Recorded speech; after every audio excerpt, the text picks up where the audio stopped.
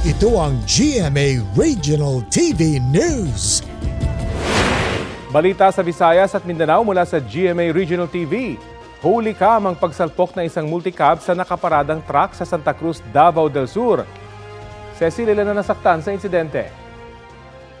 Rafi, 7 ang sugatan at nagpapagaling ngayon sa ospital. Kabilang ang driver ng bumanggang multicab. Yan at iba pang may init na balita hatid ni Argel Relator ng GMA Regional TV.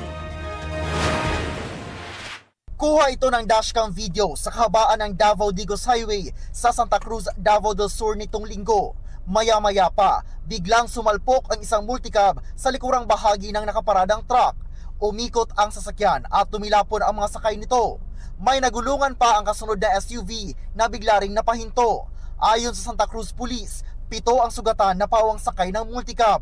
Wala pang pahayag ang driver na kabilang sa mga nagpapagaling ngayon sa ospital.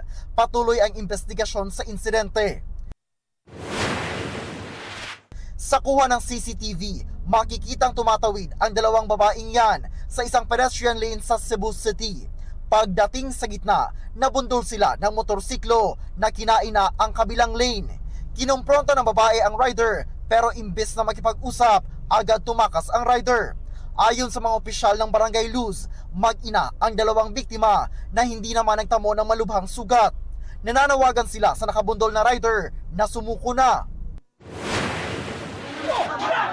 Tulong-tulong na inaresto ng pulisya at taong bayan ang lalaking yan sa harap ng isang tindahan sa General Santos City Public Market.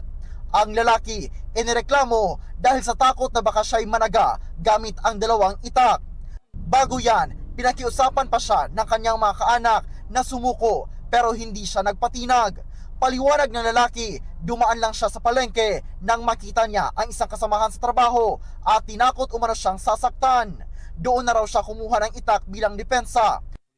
Ayon sa pulisya, posibleng stress ang nakaapekto sa suspect na nahaharap sa patong-patong na reklamo. Humingi naman siya ng tawad sa kanyang nagawa. Argel Relator ng GMA Regional TV, nagbabalita para sa GMA Integrated News.